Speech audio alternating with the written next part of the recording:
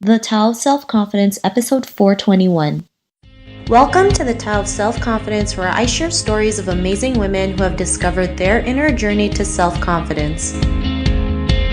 Visit our website at thetaoofselfconfidence.com. Your inner journey to self-confidence awaits.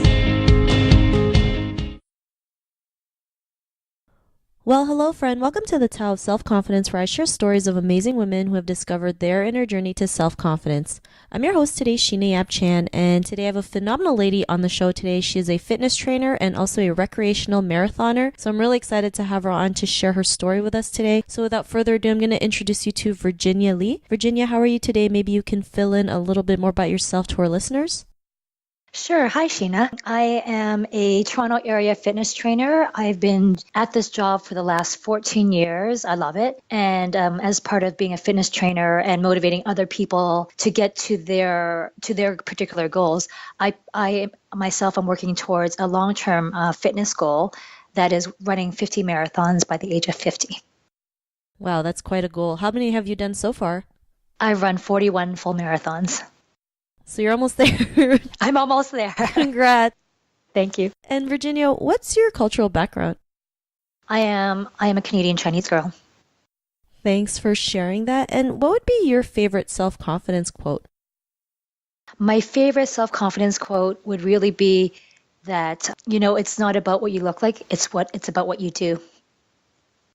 Thanks for sharing that, because I know a lot of us, especially as women, we're so, concerned with our looks, not realizing we have to start working from the inside so that, it matches what we feel on the outside. And this is a great quote that you mentioned. So thanks for sharing that. And in your own words, how do you define self-confidence?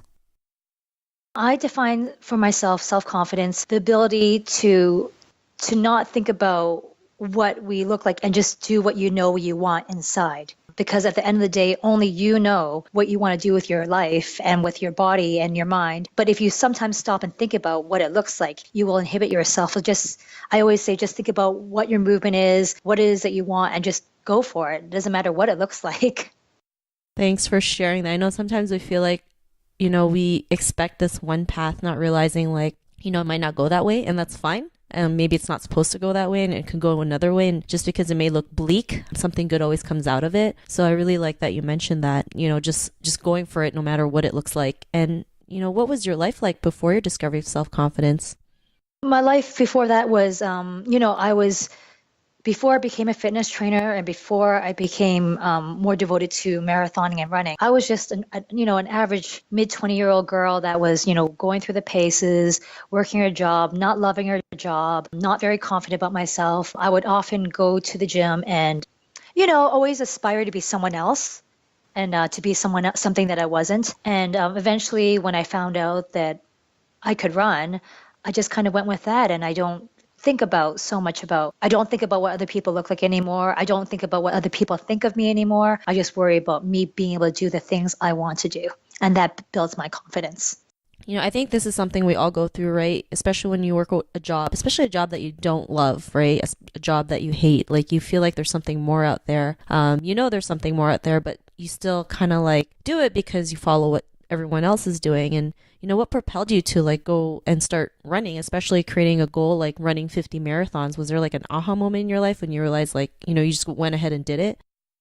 I started running marathons not because I ever exactly had a goal for it, to be honest with you. I was running long distances on my own, and I luckily had a mentor that just persuaded me to try something different and to get a little outside my comfort zone. And from the time he encouraged me to run races, it took about 2 years. It took some time for me to get out there and sign up for a race and not worry about what everyone else is thinking and not worry about being the last one to the finish line. Once I realized I could do one, I quickly realized the second one wasn't a problem. And then, it became something for me to do, and I enjoyed it. The particular goal of running 50 by 50 was actually as a result of a magazine feature with women's health, and they were looking for someone that was, because I was in a feature in 2006, and they asked me for a goal. And at that point, I had run, I think, 14 or 15 marathons, and I was in my early 30s, and I thought, well, I really should give myself a goal. I never even thought I'd run 14 marathons at that point. And then I said, well, I'm 33. It's too quick to run 40 marathons by 40, so let's try